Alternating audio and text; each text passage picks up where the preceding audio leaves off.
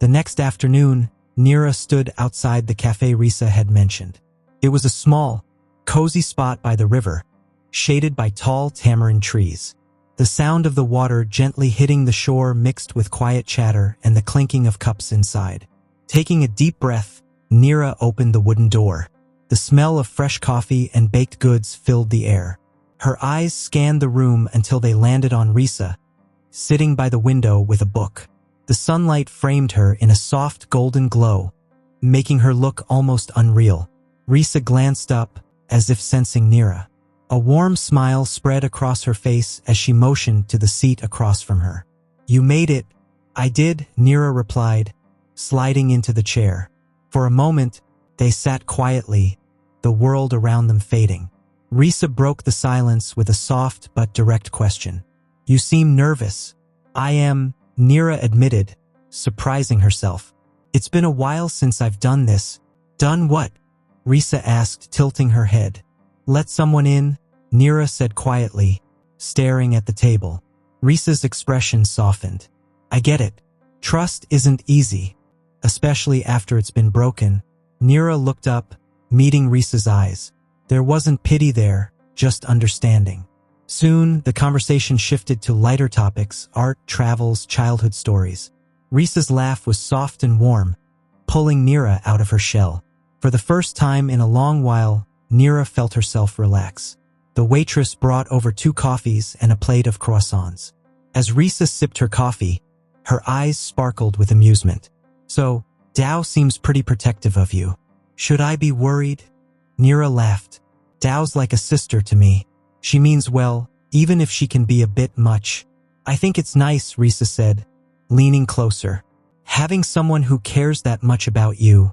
"What about you?" Nira asked. "Do you have someone like that?"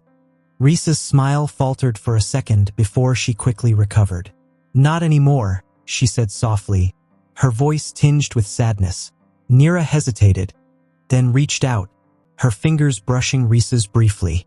It was a small gesture, but it said everything words couldn't. Risa looked at her, surprised but grateful. "Thank you," she whispered. They talked for hours, time slipping by unnoticed. When they finally left the cafe, the sun was setting, painting the sky in soft orange and pink hues. As they strolled by the river, their shoulders occasionally bumped. Risa turned to Nira.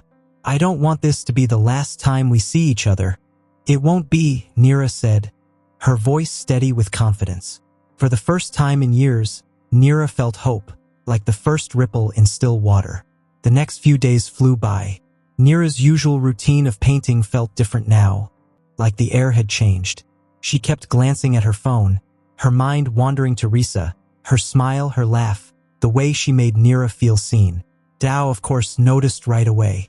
"You've been staring at your phone like it owes you money," she teased, sprawled out on Nira's couch. "Has Risa texted you yet?" Nira rolled her eyes but couldn't hide her smile. She did. "We're meeting again this weekend." Dao shot up, grinning. "This is big. Do you need help picking an outfit? Should we practice your flirting?" "Dao, stop," Nira said, her cheeks turning red. Still, beneath the excitement, Nira felt a pang of fear. She hadn't let herself feel this way in years. The last time she'd opened her heart, it had ended in pain. That evening, while standing at her easel trying to paint, a knock on the door startled her. She opened it to find Pim, her cousin, holding a bottle of wine. "Pim?" Nira asked, surprised.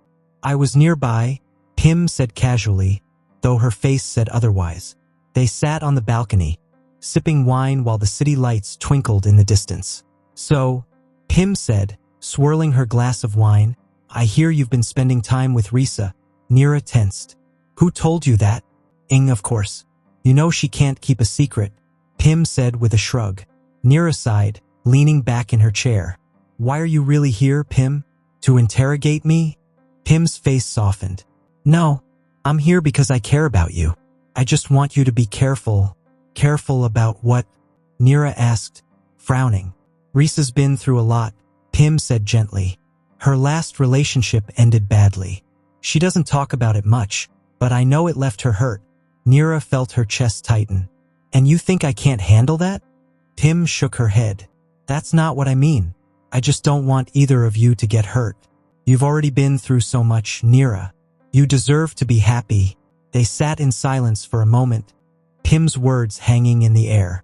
Finally, Nira said, her voice quiet but firm, I know I've been hurt before, but I can't keep hiding behind walls forever. If there's even a small chance something could happen with Risa, I have to try. Pim studied her for a second, then nodded. Just promise me you'll take it slow. I will, Nira said, though she wasn't sure how long she could keep her feelings in check. When Pim left, Nira stood in front of her mirror, her reflection a mix of hope and fear. She thought about Risa, her warmth, her quiet strength. Taking a deep breath, she whispered to herself, maybe it's time to stop running. Saturday came, and Nira stood in front of her wardrobe, staring at her clothes like they were all wrong. Dao burst into the room, full of energy, ready to help. This is a date, Dao announced, flipping through hangers. You can't show up in your usual paint-stained clothes. It's not a date, Nira said, but her voice didn't sound convincing. Dao gave her a knowing look. Sure, and pigs fly. Try this. She held up a beige blouse and dark slacks. Nira sighed but went along with it. By the time Dao was done, Nira had to admit she looked nice, simple but elegant. Perfect, Dao said, stepping back with a grin. Now go impress her. With a mix of nerves and excitement, Nira headed to the Riverside Park where Risa suggested they meet. The park was full of life. Kids laughing, vendors selling snacks, and a soft breeze rustling the trees. Risa was already there, sitting on a bench under a big banyan tree. She wore a flowing white dress that moved in the wind, making her look almost like a dream. Nira walked up, her heart racing. Hi, she said quietly. Risa looked up, smiling warmly. Hi. Right on time. They walked through the park together, talking easily. Nira shared stories about her art, her inspirations, and even her fears. You see the world in such a unique way, Risa said thoughtfully. You notice the little things most people miss. Nira blinked, surprised by her sincerity. What about you? What inspires you? Risa paused before answering. People. Their stories, their struggles, how they keep going. That's why I care so much about preserving our culture. It's a way to honor those stories. Their conversation was interrupted when some kids ran by chasing a balloon. Risa picked it up and handed it back to a little boy with a kind smile. The moment made Nira's heart feel unexpectedly full. Later, they sat on the grass by the river, sunlight sparkling on the water. You're not what I expected, Nira said, surprising herself. Risa raised an eyebrow, a playful smile on her lips. What did you expect? I'm not sure, Nira admitted. You're just real, genuine. I'm not used to that. Risa's gaze softened. Maybe you've been around the wrong people. The delicacy in Risa's words caught Nira off guard. She wanted to ask more, to understand the pain that lingered beneath Risa's calm exterior. But before she could, Risa leaned closer, her voice dropping to a whisper. I'm glad we're doing this, Nira. I feel like I've known you longer than just a few days. The warmth in her tone, combined with the intensity of her gaze, left Nira momentarily breathless. I feel the same, Nira managed to say, her voice barely above a whisper. They stayed there until the sun dipped below the horizon, painting the sky in hues of orange and purple. As they said their goodbyes, Risa's fingers brushed against Nira's, a lingering touch that sent a shiver down her spine. Walking home, Nira couldn't stop smiling. For the first time in years, she felt something she thought she'd lost forever, a sense of possibility. The following week, Nira found herself thinking about Risa more often than she cared to admit. Their conversations replayed in her mind, and the warmth of Risa's touch lingered like an echo. But with these new feelings came an undercurrent of fear. Was she letting herself fall too quickly? Dao noticed the shift almost immediately. You're glowing, she said one evening, barging into Nira's studio as usual. Risa must be special. Dao, please, Nira groaned, trying to focus on the painting in front of her. I'm serious, Dao insisted, plopping down on a stool. I've never seen you like this. It's like she's woken something up in you. Nira paused, her brush hovering midair. Maybe she has, she admitted quietly. But even as she said it, a voice in the back of her mind whispered caution. She had been here before, hadn't she? Letting someone in only to be left with broken pieces to pick up. The next day, Risa invited Nira to her home for dinner. Nervous but excited, Nira arrived at a modest but beautifully decorated house surrounded by a small garden filled with orchids and frangipanis. "You're here," Risa greeted her at the door, her smile as warm as ever. Inside, the aroma of home-cooked food filled the air. "I made green curry," Risa said, leading Nira to the dining table. "It's my grandmother's recipe." As they ate, Nira couldn't help but notice the personal touches around the house. Framed family photos, intricately woven fabrics, and shelves lined with old books. "You have a beautiful home," Nira said. "Thank you," Risa replied, her expression softening. "It's not much, but it holds a lot of memories." Their conversation drifted to their childhoods, and Risa shared stories about her late grandmother, who had taught her how to cook and appreciate the beauty of tradition. "She used to say that love is like cooking," Risa said, her eyes distant. "It takes time, care, and the willingness to make mistakes." Nira smiled, her chest tightening at the delicacy in Risa's words. "She sounds like an incredible woman." She was, Risa said softly, her gaze meeting Nira's. But just as the atmosphere grew lighter, a sharp knock at the door shattered the moment. Risa frowned, excusing herself to answer it. Nira listened from the dining room, the muffled voices growing tense.